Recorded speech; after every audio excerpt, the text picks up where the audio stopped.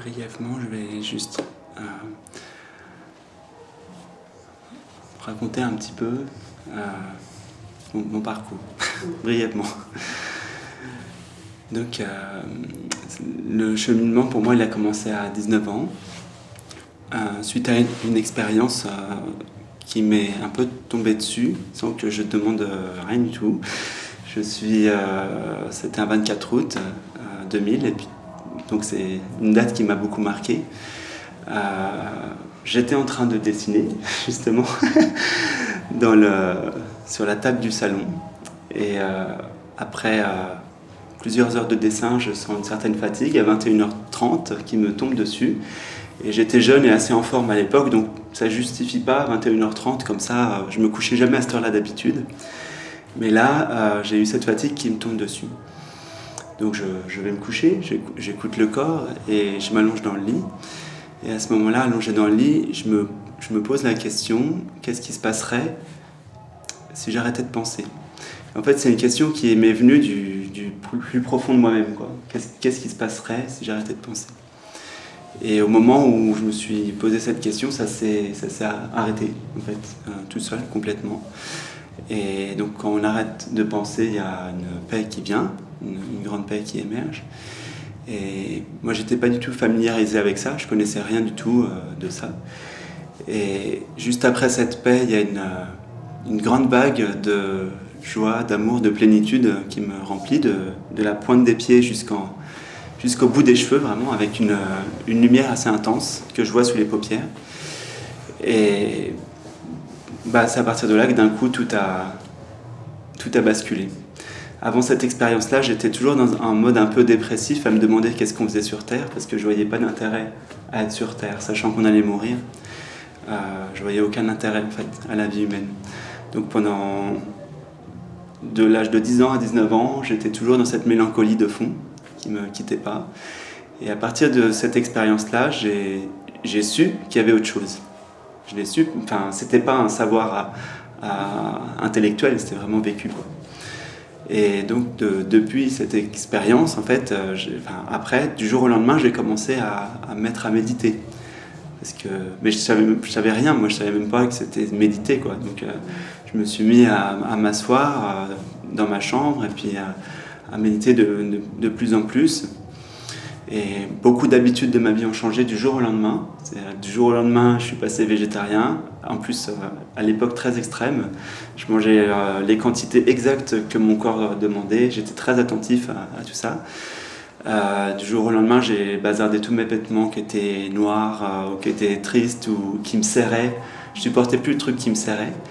Ou les chaussures aussi, les chaussures trop hautes, je supportais plus. Il fallait que ça soit en contact avec le sol, avec ces chaussures très... Enfin, en fait, j'étais beaucoup plus sensible à tout ce qui est énergie et tout ça. Voilà, ça a été le début. Et c'était tellement intense qu'à l'époque, je croyais que c'était la fin. Je croyais déjà que c'était terminé, quoi. Il n'y avait plus rien à faire d'autre que tout était fait, parce que j'étais tellement dans une plénitude qu'il n'y avait plus de souffrance, quoi. Et puis cet état-là, il a duré 15 jours à peu près, et après ça a commencé à redescendre, on va dire, à redescendre un peu. Et puis à ce moment-là, ce qui a commencé à arriver après, ça a été les hauts et les bas. Ce que quasiment tous les chercheurs spirituels rencontrent, c'est les pics, donc les extase, dépression. Enfin moi ça me faisait ça en fait, très intense au début, après ça a commencé à s'aplanir un petit peu.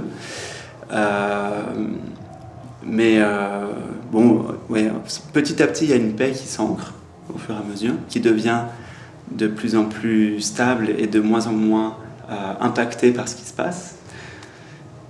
Et maintenant, j'en profite parce qu'il y a du son, il y a de la musique à côté, il y a un festival à côté.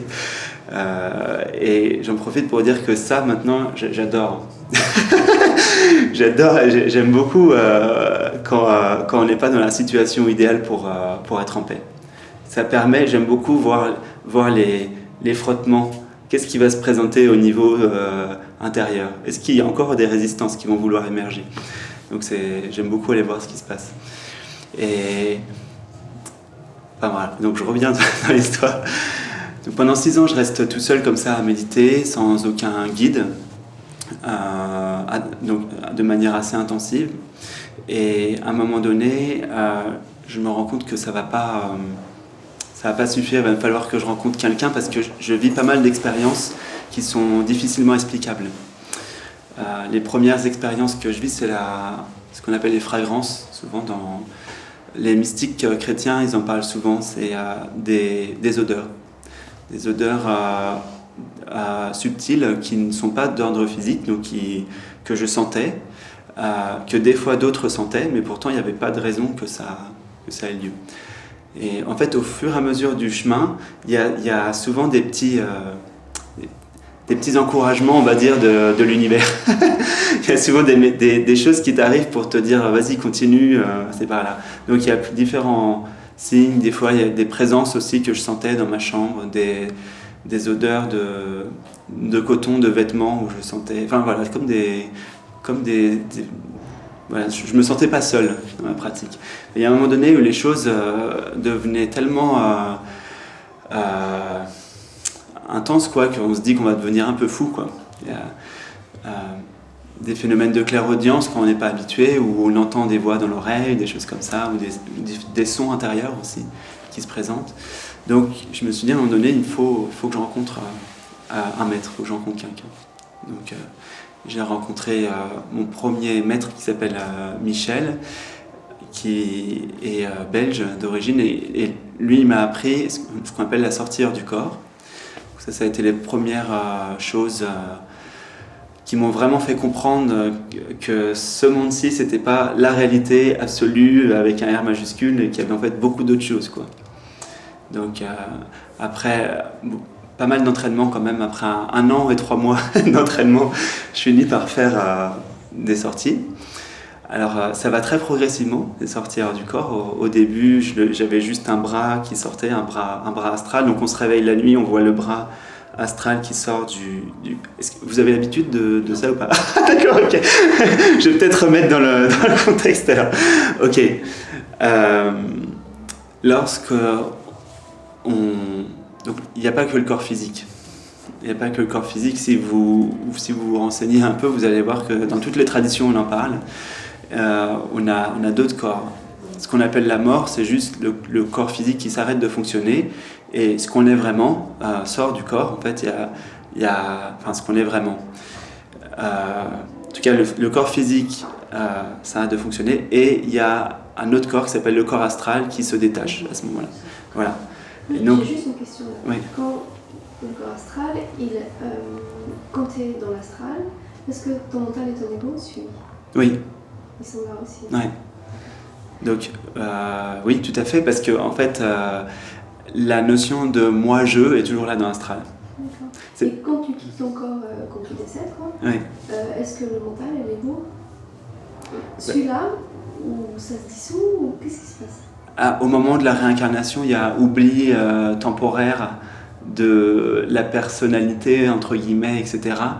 Mais il y a des tendances qu'on appelle les vasanas en Inde qui persistent. Et c'est pour ça que les gens qui ont beaucoup, par exemple, pratiqué le piano dans une vie antérieure, ils vont revenir dans la vie d'après comme Mozart, tu vois.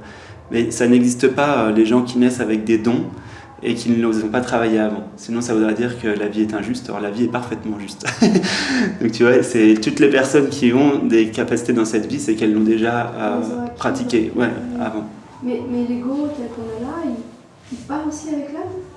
En fait, l'ego n'existe pas. C'est juste une construction de toute pièce qui se fait à partir du moment où, quand tu nais, parce que c'est ce que j'ai expliqué un peu hier soir à la conférence, quand tu es enfant, au début, avant l'âge de 3 mois, t'as pas de notion d'ego. La notion d'ego, elle vient quand tu commences à pointer. Quand tu commences à faire des distinctions entre moi et ceux qui m'entourent, tu vois. L'ego en tant que tel n'a pas de réalité. L'ego, c'est un agrégat de pensées et de croyances, mais qui ne sont pas vraies. Par exemple, je suis l'or, c'est pas vrai. Tu vois, tu n'es pas ton prénom, tu n'es pas ta forme physique, tu n'es pas, tu vois, tout ce qui est impermanent, tout ça, c'est pas la réalité de ce que t'es. Donc c'est là on a fait un saut dans le. Comment ? C'est le moi, le je, mais c'est pas le soi. Et on est le soi. Voilà, c'est ça. C'est intéressant comme sujet, c'est que souvent c'est comme si on était deux en nous. Il y a le moi-je, et puis il y a le soi. Il y a la conscience qui sait tout et qui a vraiment la pure conscience, qui a la toute sagesse, quoi. Et donc c'est comme si on était deux, et il y a une lutte intérieure entre soi et soi. Et des fois on se dit mais pourquoi j'agis comme ça, nanana, et en fait c'est nécessaire. L'éveil, c'est juste reconnaître qu'il y a un moi fictif qui est complètement faux, qui est complètement créé de toutes pièces, à partir de ce moi qui est réel. Et pour faire la distinction entre les deux, c'est pas si compliqué que ça. Il suffit juste de voir ce qui est impermanent et ce qui est permanent. En Inde, on dit Asatoma Sadgamaya, conduis-moi de l'irréel au réel. L'irréel, pour les sages, c'est ce qui ne dure pas, c'est ce qui est impermanent. Et le réel, c'est ce qui est toujours là. Donc maintenant, la question, c'est qu'est-ce qui est toujours là dans votre expérience depuis que vous êtes né jusqu'à maintenant ? Beaucoup de choses ? Pas grand-chose. Pas grand-chose. Ouais. Qu'est-ce qui est toujours là et qui ne change jamais ? Qui ne change jamais. Parce que votre corps, par exemple, dans 15 ans, ne sera plus là. Donc, c'est parce qu'il y a un renouvellement complet des cellules. Donc dans 15 ans, il n'y a aucune cellule de votre corps qui ne sera encore là. Je crois que c'était tous les 7 ans. Non, j'ai regardé récemment justement, et c'est 15 ans. Et en fait, donc, tout ça, ça bouge. Ici, tout fluctue, quoi. Mais il y a quelque chose qui est toujours permanent. Donc c'est ça un peu le challenge, quoi. C'est ça en fait qu'il faut réussir à trouver pour enfin connaître la paix. Parce que sinon, vivre dans quelque chose de mouvant, c'est fatigant. On s'en rend compte quand on est à Paris. On cherche tous un peu un petit côté où on peut se reposer, un côté statique, quoi. On aime bien se poser dans un parc, dans un endroit où on est cool, où ça bouge pas trop. Des fois, quand on est agité, là, ça fait du bien, quoi. Et en fait, en réalité, il y a deux plans en même temps dans la vie, tout le temps. Il y a le plan relatif. Là, je suis en train de quitter complètement mon histoire personnelle, mais en même temps, tant pis. En même temps, c'est pas très grave. Il y a deux plans dans la vie qui ont lieu en même temps, tout le temps. Il y a le plan relatif des objets, des noms et des formes qui bougent en permanence. Donc, et il y a le plan absolu qui est toujours là également, mais sauf que la conscience, souvent, focalise son attention sur le monde des objets. Et donc elle s'oublie elle-même. Et c'est à partir de là qu'en fait, il y a de la souffrance. Elle s'oublie complètement elle-même, elle oublie sa nature. Alors que là tout de suite maintenant, il y a quelque chose qui est en arrière-plan de tout ce qu'on perçoit. C'est exactement la même chose que lorsque vous êtes au cinéma. Enfin, ça ressemble beaucoup à ça. Souvent, les sages, ils emploient cet exemple-là. Vous êtes au cinéma, vous portez toute votre attention sur l'écran, les images. Donc les images plutôt, les images qui bougent, les couleurs, les formes, etc. sur l'écran. Mais on ne prête pas attention à l'écran lui-même. Bonjour. Et pourtant, l'écran est beaucoup plus important que l'image. Parce que sans l'écran, il n'y a aucune image qui pourrait apparaître. Vous êtes d'accord avec ça ? Sans écran, il n'y a aucune image qui pourrait apparaître. Et donc, pour le mental, tout ce qui a trait à la conscience, pour le mental, ça n'a pas grand intérêt. C'est pour ça que pour la plupart des gens, quand ils vont commencer à méditer, ce qui ressort souvent, c'est il n'y a rien, c'est vide, je m'ennuie. En fait, ça, c'est des interprétations du mental.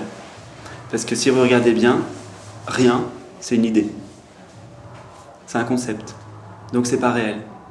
C'est vide, c'est pas réel. C'est une idée. Ce dont il faut se rendre compte pour se rendre compte de la conscience, c'est de se rendre compte de ce qui est là avant le fait de se dire il n'y a rien ou c'est vide.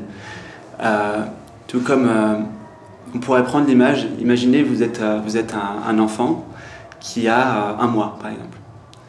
Et vous voyez l'image devant vous. Donc là, vous voyez l'image devant vous. En plus, c'est cool, il y a plein de couleurs et tout, c'est génial. Vous voyez l'image devant vous. Vous avez 1 mois. Si vous avez 1 mois, vous voyez les choses telles qu'elles sont sans conceptualiser les choses. C'est-à-dire que là, vous allez voir les formes et les couleurs, mais sans mettre d'interprétation par rapport à la forme et la couleur. C'est-à-dire que là, vous n'allez pas dessiner en vous disant là, c'est une personne, là, c'est quelqu'un, là, il y a quelqu'un qui me regarde, et mettre des concepts et faire des distinctions. Là, c'est un homme, là, c'est une femme, et de la façon dont elle s'habille, elle vient de tel milieu, etc. Parce qu'on ne se rend pas compte, mais à chaque fois qu'on voit quelque chose, il y a des milliards de concepts en même temps qui émergent, inconscients. Et tout ça, on l'amène dans l'expérience. Mais ce n'est pas l'expérience réelle. L'expérience réelle, c'est que là, il y a un espace de couleurs et de formes où tout est parfaitement en unité parce que tout fait partie de ce même espace. Et il n'y a pas, au niveau, du point de vue de l'espace, il n'y a pas de différence entre les objets.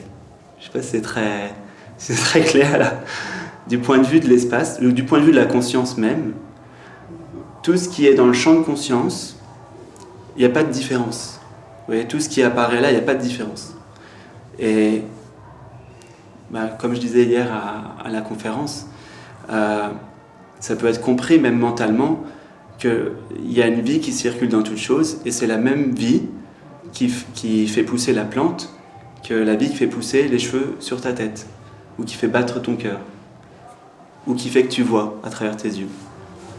Et le problème de l'ego, c'est qu'il attrape la vie et il la fait sienne. Et il va dire, c'est ma vie, c'est moi qui vois, c'est moi qui agis. Et j'ai un devenir, et j'ai quelque chose à accomplir sur Terre. Et ma vie, il faut qu'elle ait un sens, nanana, nanana. Et en fait, tout ça, c'est faux. Non, c'est pas vrai. La vie ne se pose pas la question, il faut que j'ai un sens, il faut que j'ai quelque chose à accomplir, tout ça. C'est le sentiment d'incomplétude et le sentiment de vouloir accomplir quelque chose qui fait qu'on se sent incomplet. C'est justement ça, le problème, s'il devait y avoir un problème. Et après, on peut vivre comme ça, à courir après l'idée d'un accomplissement humain, terrestre, et il n'y a pas de mal avec ça. Mais c'est simplement que si on met ça au premier plan dans sa vie, en premier, si on fait passer le faire avant l'être, c'est-à-dire si on fait passer le bonheur après avoir accompli quelque chose, dans le sens une fois que j'aurai ça, je serai heureux, en fait ça ne viendra jamais. C'est impossible. Jamais un objet de ce monde, jamais quelque chose de ce monde ne pourra vous rendre heureux. C'est évident, parce que tous les objets sont limités déjà. Un objet est limité. Et ce qu'on est, la conscience, ne fait pas de limitation. Pour la conscience, tout est limité. Vous voyez, si vous avez un moi, vous n'êtes pas en train même de mettre de contours à vous-même. Le bébé ne se dit pas ma forme c'est ça, et puis là c'est plus moi, là c'est moi, et là c'est plus moi. Il se dit pas ça. C'est pour ça qu'un bébé, comme je disais hier à la conférence sur la joie, un bébé, les neurosciences le disent, il est toutes les 2 à 3 secondes, il a une décharge de joie intense dans son cerveau, mais de joie et d'enthousiasme immense. Et les neurosciences nous disent qu'un adulte a la même décharge de joie 1 à 2 fois par an. Pourquoi ? Parce que l'adulte, en fait, s'est enfermé dans un ego où il se croit limité, il se croit séparé. Et donc, à ce moment-là, il commence à y avoir la naissance de la souffrance, vient de là, du sentiment de séparation. Et quand on parle de l'amour, souvent on parle beaucoup de... L'amour, c'est un sujet qui plaît beaucoup, humainement parlant, mais c'est normal. L'amour, en fait, c'est le désir de retrouver l'unité. Et le véritable amour n'a rien à voir avec un sentiment. L'amour n'est pas une émotion. L'amour, c'est se sentir en unité. C'est vraiment l'unité. Et l'unité, ça ne veut pas dire juste être uni entre 2 personnes. Ça veut dire être uni avec tout en même temps. Tout comme peut-être que ça vous est déjà arrivé quand vous regardez un paysage dans la nature, dans des états contemplatifs. Souvent les artistes ils vivent ça. Dans des états contemplatifs, et à un moment donné, le mental, quand c'est vraiment très beau, quand quelque chose est vraiment très beau, ça passe plus par la tête, ça passe directement par le cœur, Et là, il y a une tombée dans le cœur et il y a une ouverture. Et là, il n'y a plus de concept. Et on sent qu'on est en unité. Il y a une paix. Et pendant un temps, si on vous posait la question, ici et maintenant, est-ce qu'il te manque quelque chose, vous diriez non. Vous vous sentez complet. Le sentiment d'incomplétude, c'est qu'une idée du mental. Même quand vous méditez, si on faisait une méditation guidée par exemple, à la fin de la méditation, si vous êtes vraiment dans la paix, à un moment donné, je peux vous poser la question, est-ce qu'il manque quelque chose à l'expérience? Vous me diriez non. Tout est complet. C'est toujours le mental qui fait croire qu'il y a quelque chose à aller grappiller quelque part pour se sentir rempli. Donc, comme je dis souvent, donc là je reviens un peu sur mon histoire personnelle, des expériences mystiques et des expériences de conscience modifiées, j'en ai eu beaucoup. Je me suis rendu compte qu'en fait c'était pas là que se passerait l'éveil. Parce que l'éveil c'est quelque chose qui est permanent. Parce que tous les sages ils sont toujours dans le même état et une expérience quelle qu'elle soit n'est jamais permanente. Même une expérience mystique, même une expérience transcendantale, etc., avec plein de lumière partout, ce sera jamais permanent. Même ce qu'on appelle l'éveil de la Kundalini, c'est encore un objet, c'est impermanent. La seule chose permanente dans votre vie, je vais vous poser la question tout à l'heure, mais je vais répondre, c'est le fait même d'être. Le fait d'être, c'est permanent. Et pour le mental, ça n'a aucun intérêt. Le mental ne prête aucun intérêt au fait d'être. Je veux dire, quasiment personne ne savoure son existence, ne savoure le fait d'être pleinement. On veut toujours passer à travers quelque chose pour savourer l'existence. On a du mal à rester juste, je sais pas, par exemple, assis et puis se dire je suis. Et c'est cool. Ok, vous avez peut-être des questions là. En fait, moi je le ressens quand je danse. Oui, évidemment. Alors, dans la danse, je peux dire je suis pleinement. Ouais. Je suis pleinement. Bah ouais. Parce qu'il y a l'arrêt des concepts, il y a l'arrêt du cerveau gauche qui classifie, etc. Il y a ce sentiment d'unité. Ouais. C'est vrai que quand je suis assise, je m'ennuie, c'est vrai. Ouais. T'es pas la seule au club. Hein. La plupart des gens s'ennuient quand ils sont assis. Mais c'est parce que mon corps, il aime bien marcher, il aime bien bouger. Ouais. Et je me sens... Enfin, c'est plus facile d'accéder à cet état d'unité en mouvement que statique. Ouais. En fait, au début, on utilise des clés. On doit utiliser des clés pour s'éveiller, à ce qu'on est vraiment. Au début, on utilise des clés, on fait des allers-retours du monde de la séparation au monde de l'unité. On fait des allers-retours plusieurs fois.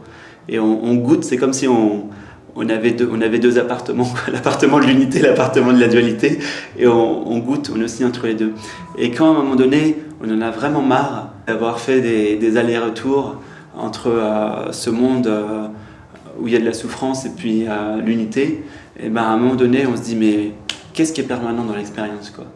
Qu'est-ce qui est là, tu vois? Et il y a un moment donné où tu vas te rendre compte, par exemple, si ton outil c'est la danse, tu vas te rendre compte que pendant que tu danses, tu vas faire la liaison, le point commun entre l'état, il y a quelque chose qui est là pendant que tu danses et pendant que là tu es là, ou pendant que tu es assise et que soi-disant tu t'ennuies, tu vas te rendre compte qu'il y a quelque chose qui est là, qui est permanent et qui voit l'expérience, qui vit l'expérience, qui est antérieur à toutes les expériences. Tu vois, comme l'écran blanc, tout à l'heure, où je parlais de l'écran blanc au cinéma, tu as un truc qui est toujours là en toi, en fait, qui bouge jamais. Et qui vit toutes les expériences. Et en fait, c'est cet arrière-plan de fond, cette toile de fond, en fait, qui, au début, le basculement, c'est quand ça se met à prendre toute la place, parce que tu dis, ah ouais, je suis ça, en fait, je suis l'arrière-plan, je suis ce qui fait l'expérience de tout. Et après, la deuxième étape, on pourra dire, dans l'éveil, c'est la réintégration de tout. Parce qu'en fait, quand tu réalises cette conscience qui est pure en toi, c'est la substance de ce que tu es vraiment, ton essence même, et tu réalises l'essence qui est derrière toutes les formes en même temps. Tu vois ce que je veux dire? C'est comme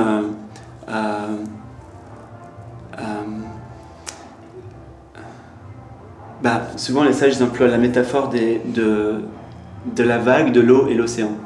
C'est-à-dire qu'on vit dans un monde où les objets, c'est comme des vagues. Chaque vague est un objet. Chaque vague, les fleurs, tout quoi, les humains, chaque vague. Y compris les objets inanimés en fait. Il y a aussi une énergie, une conscience de nous. La physique quantique le démontre maintenant. Et quand tu vas à l'intérieur de toi, tu connectes à l'eau. À l'eau qui est derrière la forme, tu vois. Et il y a un moment donné où tu plonges tellement loin que tu touches à l'océan lui-même, en profondeur. Et là, tu te rends compte que, en fait, tout est l'océan. Et le déclic, à ce moment-là, c'est que tu te rends compte que tout est toi. Toi, tu es tout le temps en train de percevoir que tout est un, que tu es tout. Il n'y a pas d'espace entre toi et tout ce qui est autour. Tu es tout le temps dans cette conscience-là. Ça se passe pas exactement comme ça. Moi, je suis pas encore assis dans la réalisation comme Gérald, par exemple. Je le sais, c'est su, mais c'est su pas du mental, c'est vraiment su. Mais des fois, il y a encore des contractions liées au fait que, par exemple, là, je bouge, ou etc. Donc, comme je sens plus mon corps, des fois, je ressens un peu plus que je suis plus densifié, on va dire. Mais en même temps, ça ne change pas grand-chose. Mais oui, quand je te regarde, j'ai pas beaucoup d'efforts à faire. Là, instantanément, par exemple, je vois qu'on est un, si tu veux. Ou comme... tout est uni, quoi. Oui, ouais. Ou en méditation, il n'y a plus de méditation, justement, comme je dis en conférence. Maintenant, c'est plus la méditation. En fermant les yeux, pouf. Je vois tout de suite, quand je ferme les yeux, que ce qui voit a toujours été là depuis que je suis né. J'ai toujours été le même. Je ne sais pas comment expliquer, mais j'ai toujours été le même. Ouais. Et c'est pareil pour vous. Hein. Il y a quelque chose en vous qui n'a jamais changé depuis que vous êtes né. Je ne sais pas si ça parle, ça. Mais des fois, je dis, pour expliquer ça, je prends l'exemple de maintenant. Donc, pour le mental, il y a un temps. Mais pour la conscience, il n'y a pas du tout de temps. Le mental, c'est une idée. Le temps, pardon, pas le mental aussi. Le temps, c'est une idée. Ok, on est d'accord avec ça. Vous ne vivez pas dans votre vécu direct, dans la réalité, c'est-à-dire dans votre vécu. Vous n'avez jamais vécu un passé. Vous ne vivrez jamais un futur. Votre seul vécu, c'est maintenant. Ok. Donc, des fois, je dis combien il y a eu de maintenant pour arriver à maintenant. Aucun. Ok. Il n'y a qu'un seul maintenant. Donc, il n'y a pas de temps. Il y a que maintenant. Et maintenant est absolument continu. Il n'y a aucune discontinuité. Et cette permanence, en fait, cette continuité dans le fait de voir, par exemple, ou d'être, montre qu'en fait, en nous, il y a quelque chose qui est vraiment hyper stable, tu vois, qui ne bouge pas. Et cette force qui permet de voir et d'être n'est pas personnelle. C'est ça le souci qu'on a, c'est que souvent, on croit que la vie, c'est ma vie, dans le sens... en fait, c'est pas ma vie, c'est vous êtes la vie, directement. Vous n'êtes pas juste une petite vie isolée par rapport aux autres vies, mais vous êtes la vie même, qui passe, la force même qui crée l'activité du corps, qui fait battre le cœur, qui fait pousser les cheveux, etc. Ça, c'est pas mental, c'est bien au-delà du mental. Et la preuve que vous êtes la vie au-delà du mental, c'est qu'en sommeil profond, est-ce que vous existez ? Non. Oui, on est d'accord. Il n'y a pas besoin de réfléchir, normalement. Vous existez, vous ne pouvez pas contester votre existence en sommeil profond. Ok, vous savez que vous êtes en sommeil profond. Pourtant, il y a zéro mental et il y a zéro perception sensorielle. Alors, comment vous le savez ? Voilà, c'est ça. Vous le savez. Ouais. C'est qu'on a bien dormi. Ouais, voilà, c'est ça. Et donc, le fait d'être, en fait, se fait spontanément. Et ce qui fait du bien aussi, là, c'est que du coup, on n'a plus à faire tant d'efforts que ça dans la vie. Puisque le fait même d'exister. Ouais. Enfin après, je sais qu'on a cette impression de lutter comme ça dans la vie tout le temps. Mais si vous regardez bien, la majeure partie de votre vie se fait d'elle-même, enfin de la vie se fait d'elle-même. Heureusement. C'est pas vous qui travaillez à respirer, à faire connecter toutes les choses au niveau du cerveau, tout ça, ça se fait. Il y a une force qui fait. Donc, il y a une gratitude aussi, quelque part. Est-ce que vous avez des questions, là, déjà, jusqu'ici ? Vas-y. C'est l'histoire, tu dis, bon ça c'était au tout début, tu as dit le méditant qui s'ennuie quand il médite. Ouais. Parce qu'il n'y a rien. Mais en fait on va pas au cinéma pour regarder l'écran. Enfin, oui. Et je vois pas, je vois plus de joie à regarder le film que l'écran. Ouais. Quelle joie il y a à regarder l'écran, tu vois. Est-ce que c'est l'écran lui-même par sa nature qui est joie et quand on le voit c'est le pied? Tu vois, parce que voilà, c'est les limites des images qu'on met sur telle chose, tu vois. Parce que je sais pas si tu as compris. Oui, je comprends. En fait, c'est une métaphore, mais pour être plus précis, ce serait pas l'écran, ce serait plutôt la lumière qui se projette sur l'écran que vous êtes. Ça va encore plus loin. C'est la lumière qui envoie l'image sur l'écran que vous êtes. Mais en fait, la joie vient de la reconnaissance que tu es éternel. La joie vient de là. Tu vois ce que je veux dire ? Parce que le film, tu t'en lasses. Tu dis, ouais, il y a de la joie à regarder le film, mais pour beaucoup d'humains, déjà, il n'y a pas de la joie.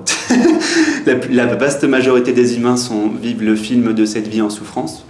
Parce que cette vie est un film, en fait, en réalité. Et on croit que c'est réel parce qu'il y a les 5 sens et tout ça, mais c'est exactement comme un film. En fait, pour la plupart des gens, c'est souffrant. Cette vie. Et il y a de la joie dans le fait de savoir que t'es spectateur du film mais t'es pas dans le film, tu vois. Ça change toute la perspective. Est-ce que ce serait le fun pour toi de regarder un film d'action par exemple, mais en étant vraiment dans le film, en risquant de te prendre vraiment des balles? Ce serait moins le fun. C'est le fun parce que t'es bien posé dans ton siège et que tu peux savourer ton film d'action en voyant tout le monde mourir et toi t'es posé. Donc je comprends en quoi ça libère de la peur. Ouais.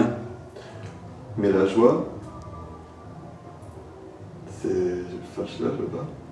Mais en fait c'est pour ça que la création est née.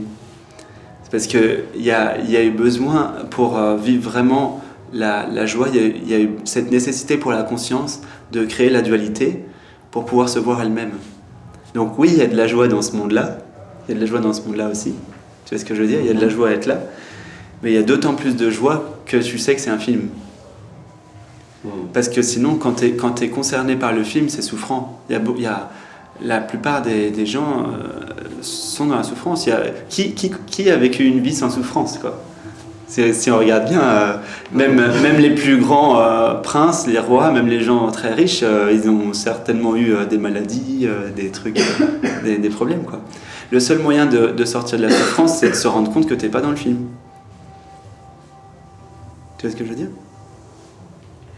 Ouais. Alors, il y a une joie qui est au-delà des objets aussi. En fait,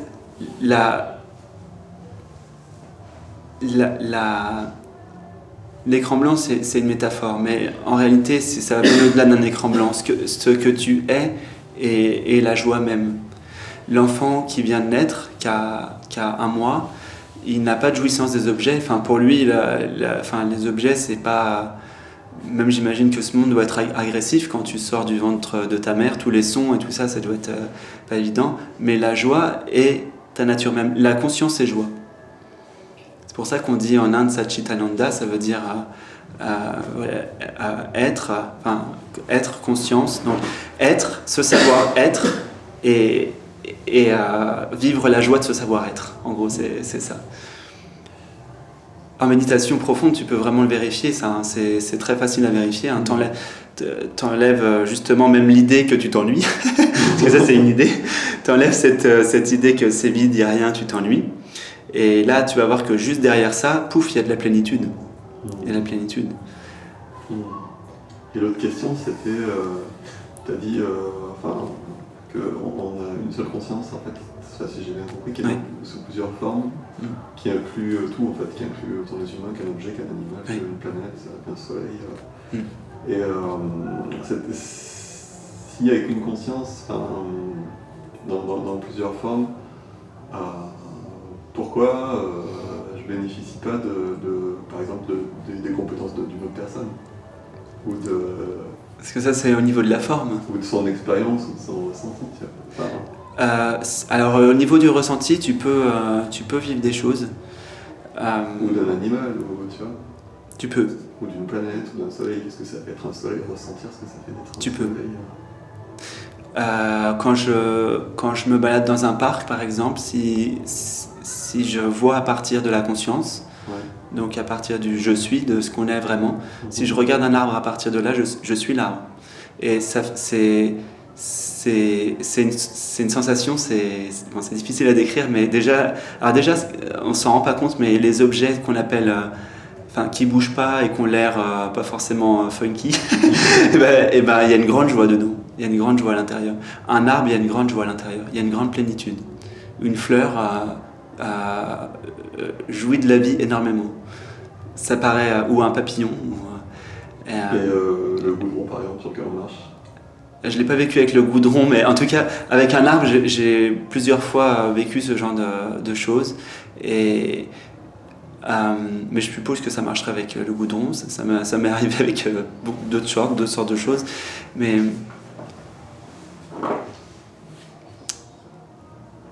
ça peut pas être compris avec la tête. Tu pourras jamais percevoir ça. C'est quelque chose qui est de l'ordre vraiment du cœur. Ça passe vraiment par le cœur. C'est comme si tu tombais amoureux de l'arbre ou de la fleur et tout ça. Et à ce moment-là, tu vis ce qu'elle vit, quoi. Mais si tu peux ressentir ce que ressentent les gens. Il y a plein de gens qui ressentent. C'est tout à fait possible. Ressent un arbre quand il voit un humain. Comment ? Quand il voit un humain. Quand il voit un humain, il s'en fout parce qu'il n'a pas de mental, donc il n'est pas dans le concept, l'arbre. Mais par contre, un arbre, il ressent une grande connexion avec la terre et le ciel. Et quand je regarde un arbre, je me sens vraiment soudé au sol, et vraiment en profondeur avec le sol. Et je me sens plein de... Comme ma nourriture est partout. Quand je regarde un arbre, je me sens complètement nourri par la vie, de partout. Comme si j'avais moi-même des feuilles, comme si moi-même j'avais des racines dans le sol, et que ça me nourrissait. C'est une sensation vraiment de joie immense, quoi. Mais il est indifférent au fait qu'il y ait des humains ou des oiseaux qui passent... il va pas classer... il va pas dire ça c'est un humain, ça c'est un oiseau. Une sensation agréable ou désagréable, une sensation, je sais pas. Non, il faut du mental pour avoir une sensation. D'accord. Donc ça n'existe pas. Non, il vit la plénitude. Il n'y a que les humains qui se torturent avec... Non, c'est vrai. Quand on le coupe, là, tu avais vu tout à l'heure, les tronçonneuses qui arrivent et qui est coupée. Qu'est-ce qui se passe ? Au niveau de la conscience... en fait, j'ai jamais été là quand un arbre a été coupé, mais j'imagine que... Parce que la souffrance, ça concept mental aussi. Tu vois, pour le végétal, ça peut être coupé ou cassé ou cueilli. Je pense qu'il percevrait quelque chose, mais c'est pas vécu comme de la souffrance. Parce que je pense que les végétaux perçoivent des choses. Ils émettent certaines ondes, ça a été prouvé, c'est un laboratoire. Hein. Si tu approches un briquet près d'une feuille, ils émettent. Il y a vraiment quelque chose. Et moi j'avais fait du reiki à des plantes, et vraiment on sent le flux humide. Et ça prend, et ça donne, et il y a une circulation, tu vois. Ah oui, il y a une circulation. Il y a comme une communication, un truc qui s'est... C'est très, très subtil, très beau. Mais en fait, tout est en communication en permanence. Et même souvent, ça, j'en parle, parce que là, on pense qu'on est séparés, on pense qu'on a notre corps qui est là, mais dans l'expérience directe, comme je disais hier à la conférence, regardez bien dans votre expérience directe. Si vous pouvez fermer les yeux, mais même avec les yeux ouverts, vous pouvez voir. Essayez dans votre sensation de trouver un contour à vous-même. Dans votre sensation, je parle. Pas dans votre tête, dans votre sensation. Vous allez voir qu'il n'y en a pas. Si vous rentrez vraiment à l'intérieur, que vous enlevez l'image mentale du corps, que vous regardez vraiment comment c'est, À aucun endroit vous allez pouvoir trouver un contour précis de vous-même ou une limite à vous-même. C'est faux. Il n'y a que des perceptions. Et si vous rentrez dans la perception, vous vous rendez compte qu'il n'y a rien de solide, que c'est vibratoire. C'est exactement ce que décrit maintenant la physique quantique. N'importe quelle sensation que vous percevez, c'est une vibration. Quand vous frottez comme ça, vous ne vous touchez pas déjà. Ça c'est prouvé scientifiquement. Hein. Quand vous faites ça, vous ne vous touchez pas. Rien ne se touche jamais. Hein. Vous percevez juste des mouvements de... Enfin, c'est de l'électricité qui se repousse.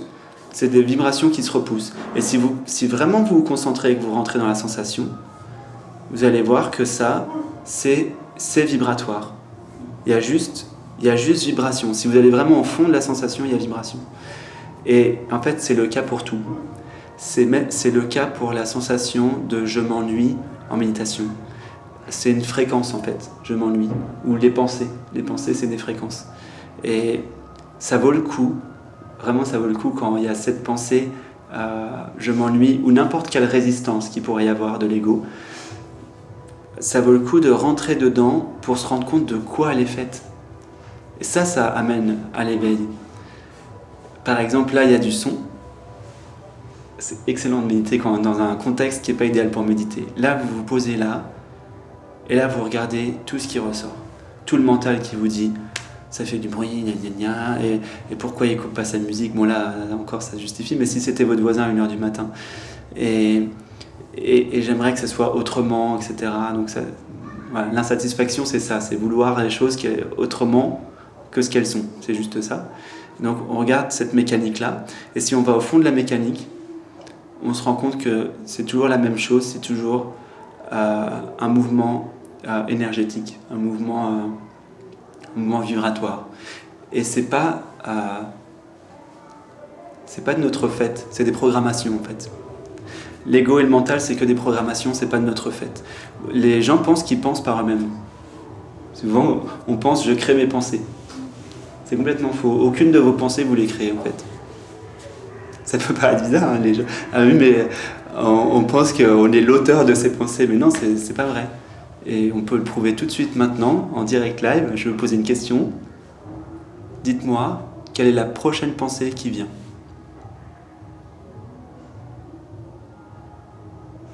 Il n'y a pas de pensée. Non, il n'y a pas de pensée. Ça cherche, mais il n'y en a pas. Ça cherche, il n'y en a pas. Pourquoi ? Parce que le mental n'existe pas. Ok. C'est bon, vous êtes tous éveillés, vous pouvez rentrer chez vous. Ok. Donc, c'est important de se rendre compte qu'en fait, on est porté par le flow.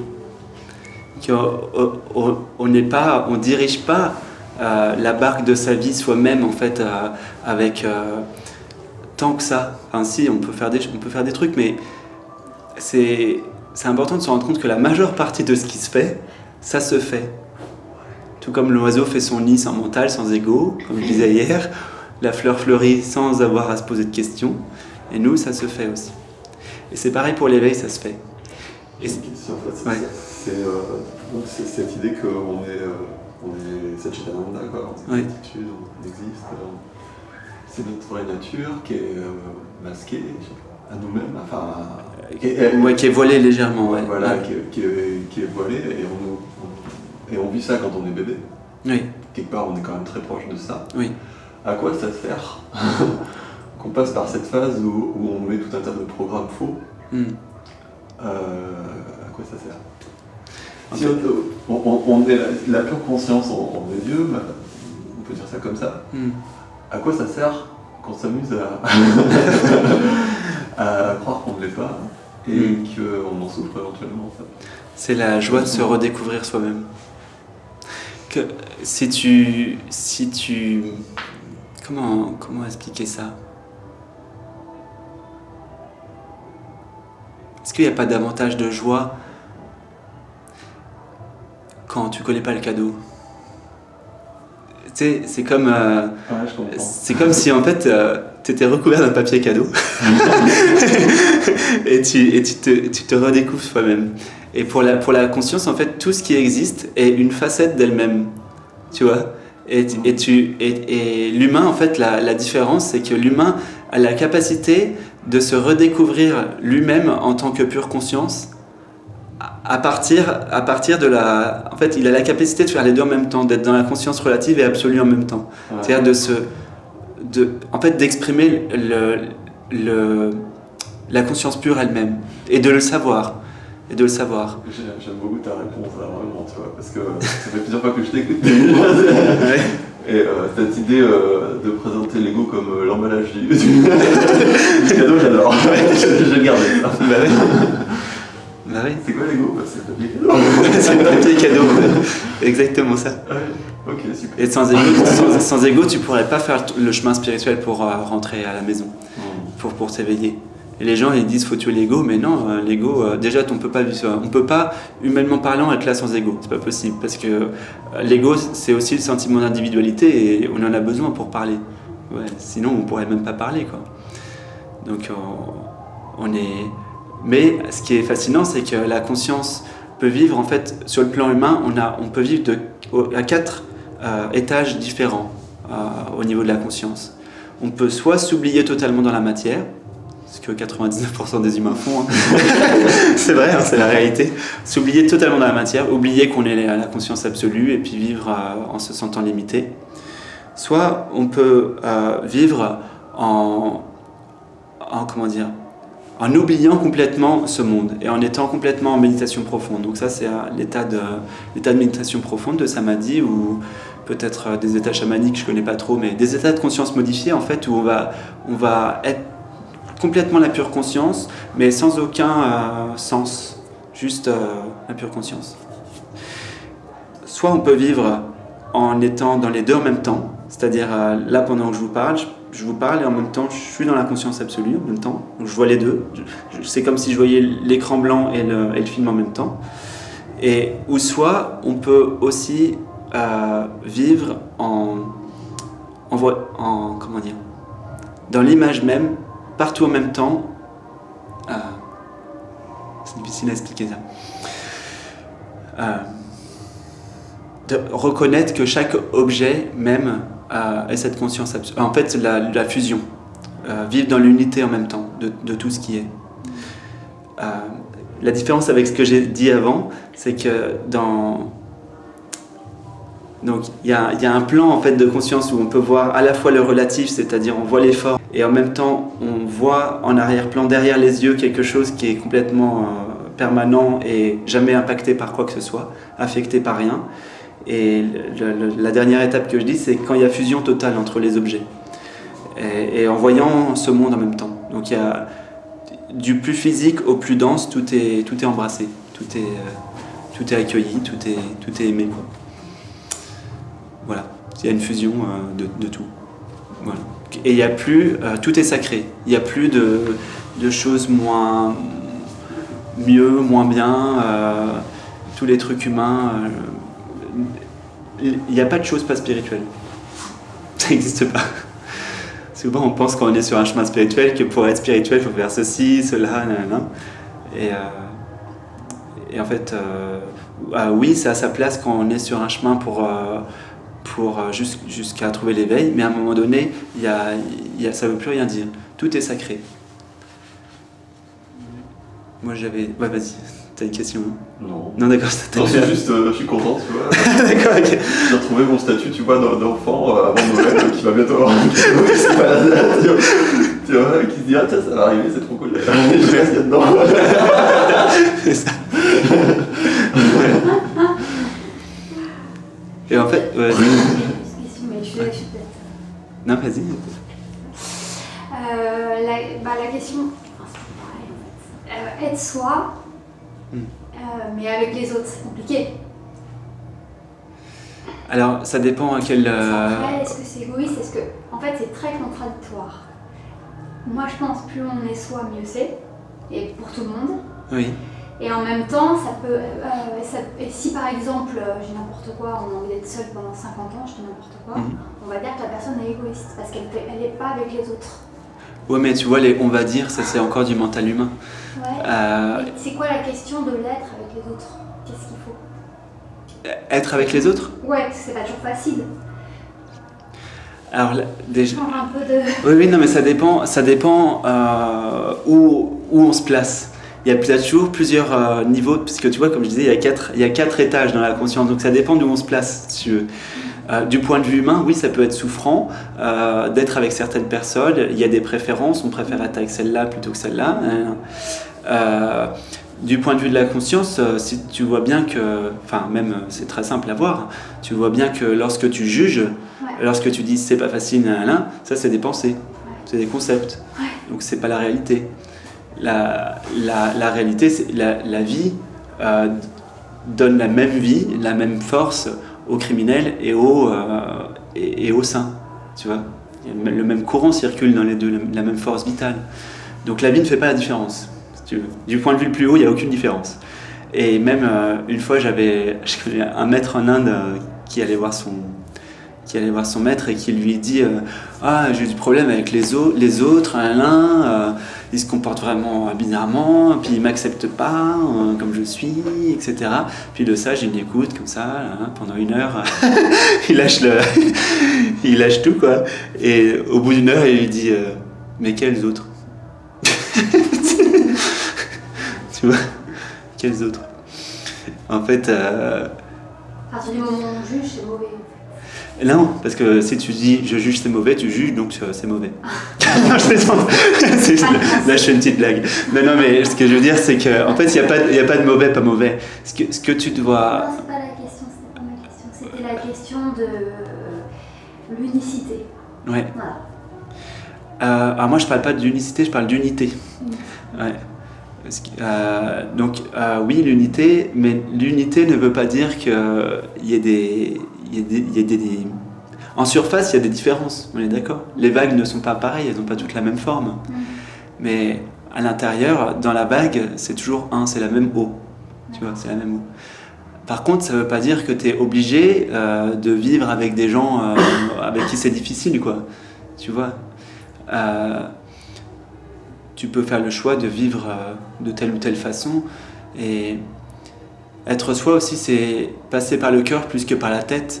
Et savoir que quand on te dit quelque chose, des fois, les gens impriment souvent leurs propres conditionnements mentaux sur les tiens. Et c'est comme s'ils voulaient te faire croire en leurs rêves. Tu vois. L'ego, le rêve de l'autre a tendance à vouloir t'attirer. Enfin, en tout cas, les gens veulent t'attirer dans leurs rêves. Tu vois ce que je veux dire? Donc, t'es pas obligé de croire tout ce qu'on dit. Et puis, souvent, tu sais, je suis parti dans les Himalayas 3 ans. Je connais le refrain de tu vas dans les ashrams, tu vas dans les grottes, tu vas méditer tout seul et t'es égoïste. Tu vois, ça, je l'ai eu.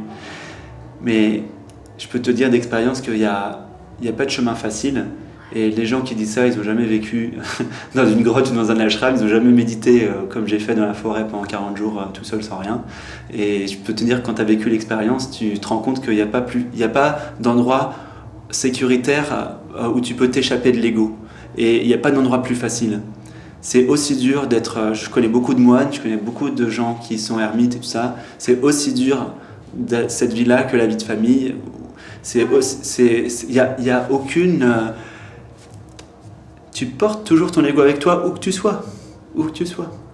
Même au pied d'un maître complètement éveillé en Inde, il y en a, j'en connais beaucoup, des disciples, ça y est, ils croient qu'ils sont sauvés parce qu'ils sont au pied du maître, bah t'inquiète. À un moment donné, j'en ai vu beaucoup qui pleuraient, ils avaient tout quitté pour aller au pied du maître et puis ils se rendent compte que non, l'ego, la souffrance, elle va toujours être là. Le seul moyen de s'échapper de la souffrance, c'est de voir en face et de ne pas se voiler la face, de regarder les résistances. Tu vois, faut voir les résistances. Quand ça dit c'est pas facile, tu mets pas de côté, tu vas direct dans le sujet. Pourquoi c'est pas facile? Qu'est-ce qui se passe? C'est même pas mental en fait. Tu regardes comment ça se manifeste. Comment ça se manifeste dans le corps? Qu'est-ce qui se passe? En fait, tu vas te rendre compte que tout ça.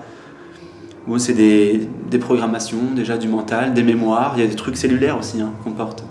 Et tu vas te rendre compte que c'est de l'énergie qui demande à s'exprimer. Donc l'émotion est une énergie qui demande à s'exprimer, qui veut taper à ta porte. C'est juste, j'ai envie de sortir pour te libérer, justement. C'est un peu comme le paquet cadeau. J'ai envie de sortir pour, comme ça, parce que l'émotion, en fait, elle n'est pas là pour t'embêter. Elle est là pour t'aider à te libérer. Donc, plus tu vas lui tourner le dos et plus elle va taper encore plus fort. Donc, c'est pas comme ça que ça va marcher.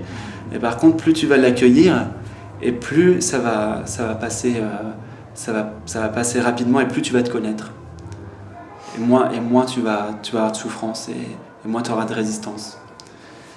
Donc, on ne peut pas repousser les dossiers indéfiniment. Tu vas être obligé de... La vie est faite pour ça. La vie est faite que pour s'éveiller. Tous les maîtres en Inde le disent, et puis pas qu'en Inde d'ailleurs, tous les sages. On vient sur Terre que pour se libérer de tout ça, de la souffrance en fait. On n'est pas né pour souffrir. Et c'est possible d'enlever son ego complètement? Oui, en samadhi. Alors, samadhi, c'est un état de conscience où il n'y a plus du tout de concept, plus de mental, ce monde n'existe plus, il n'y a plus de temps, il n'y a plus d'espace. Voilà. Donc, voilà, c'est comme l'état de sommeil profond, mais sauf que tu es conscient. Par contre, dans la vie, non, parce que sans ego, tu ne peux pas interagir avec les autres. L'ego, c'est le sentiment d'individualité. C'est-à-dire qu'il faut un minimum, juste un minimum, que je me sente ici et que toi tu te sentes là pour qu'on puisse parler. Si je me mets du point de vue de l'absolu, et ça m'arrive souvent avant de faire une conférence de me dire qu'est-ce que je vais dire, parce que vraiment ça n'a rien à dire. La conscience n'a rien à dire, elle est silencieuse, vraiment elle ne dit rien. Donc là, il faut que je descende d'un cran, on va dire, il faut que je branche les connexions, il faut que je branche les fils pour pouvoir avoir quelque chose à dire, et c'est le cœur qui parle. Et quand je fais une conférence, je ne réfléchis jamais. Et je parle, là quand je parle, je réfléchis pas. Peut-être qu'elle chante parfois. Comment ? Peut-être que la conscience chante. La conscience chante. En fait, la conscience c'est tout. Donc, elle a une vibration sonore en fait. Là, on peut dire qu'elle s'exprime aussi, tu vois. Oui, mais je veux dire que du point de vue le plus absolu, on peut vraiment rien dire. C'est pour ça que le mental se casse la tête pour trouver l'éveil. C'est pour ça que les gens, moi pendant 17 ans j'ai galéré, mais on se casse la tête avec ça, on essaie de l'attraper. Je comprends pas ce que ça veut dire, mais c'est pas grave. De quoi ? Non, vas-y, explique justement. Je dis pas ça pour avoir des réponses, je dis juste que je comprends pas, mais c'est bien. Je comprends pas ce que ça veut dire, mais c'est très bien. Oui. Je comprends pas ce que ça veut dire, mais c'est pas grave. Mais en fait, la clé elle est là. La clé c'est quand on sait plus. Voilà, alors c'est ça que je voulais en arriver là. Ouais. Il y a un truc que j'ai compris, comme ça. Ouais. En fait, j'ai compris que quand ça fonctionnait, ça veut rien dire ça. Quand Ouais. les expériences, les situations marchent, Ouais. c'est quand on ne comprend pas. Exactement. Et ça, je l'ai trouvé. C'est exactement ça. Ça, j'ai compris. Ouais. Quand ça marche, T'as compris que c'est quand tu comprends. pas. Oui. Ouais. C'est-à-dire que parce que pourtant, je suis quelqu'un qui traite beaucoup trop en analyse. Ouais. Ça tourne à 50 000.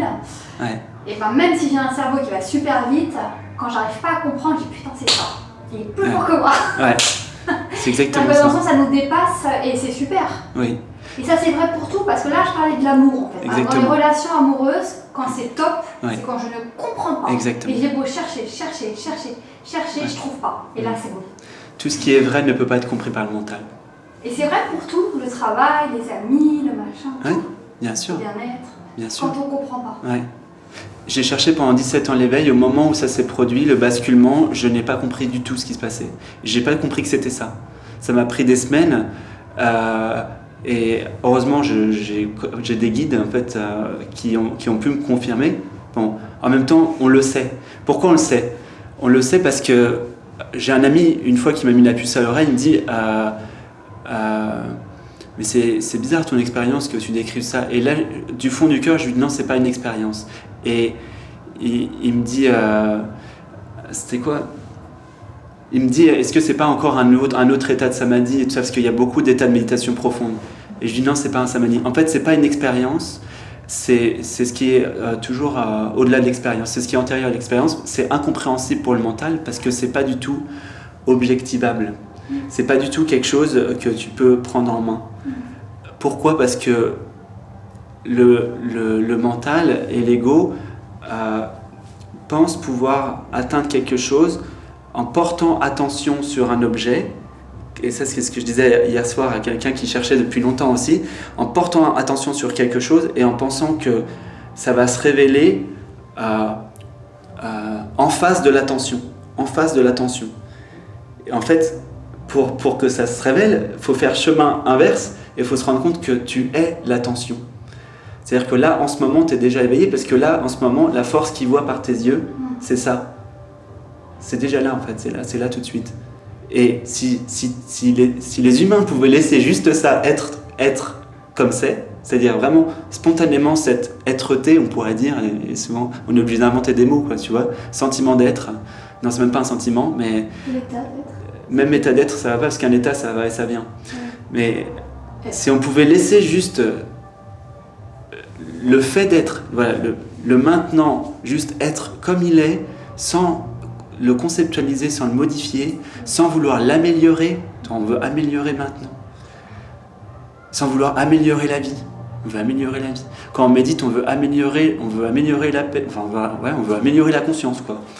On pense qu'on est Superman et que parce qu'on va réussir humainement parlant à améliorer notre méditation, on va atteindre quelque chose. Mais c'est pas possible.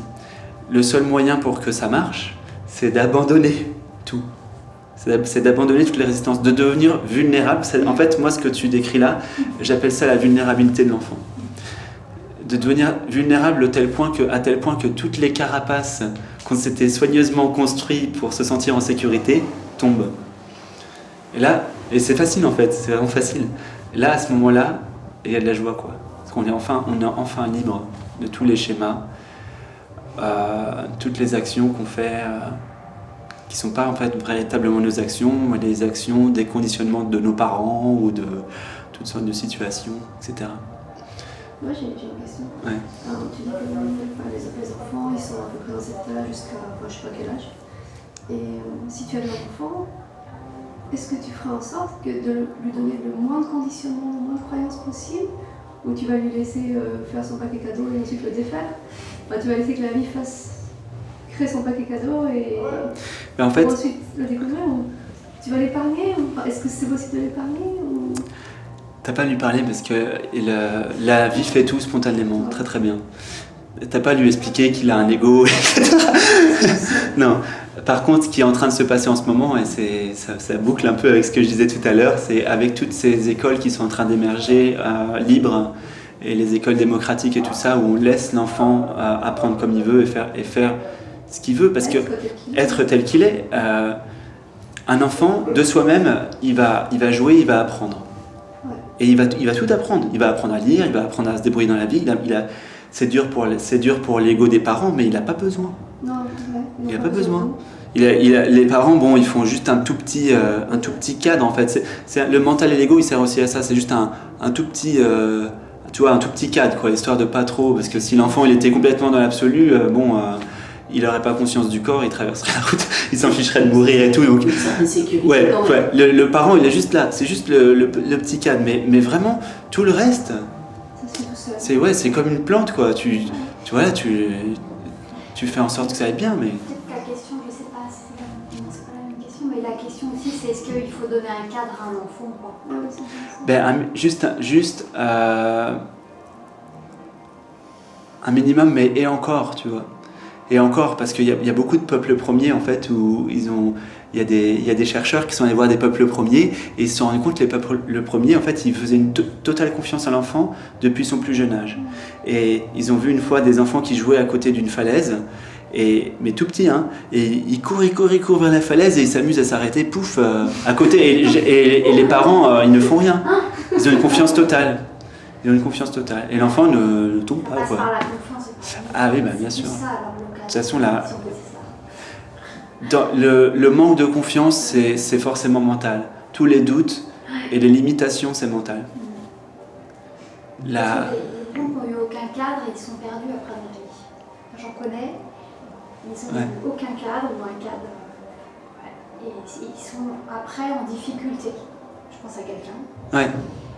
Par son père et sa mère absents, on ne sait rien, et maintenant la personne elle galère parce qu'elle n'arrive pas, quoi. Elle n'a pas eu assez, c'est peut-être une question d'amour, elle n'a pas eu suffisamment de confiance ou d'amour, je sais pas. Ah oui, là par contre, ça c'est. C'est quelqu'un de super, mais elle n'arrive pas, quoi. Ça c'est fondamental. Parce qu'en fait, Le cadre encore, bon ça je suis pas sûr que ça soit vraiment fondamentalement nécessaire. Par contre, ce qui est fondamentalement nécessaire, c'est l'amour et la confiance. Ça, enfin même l'amour seul, c'est hyper important. C'est notre première nourriture. Tout le monde est en besoin d'amour et d'affection. En tout cas, tant qu'on n'a pas la conscience de l'unité, on se sent à avoir envie de ça, quoi.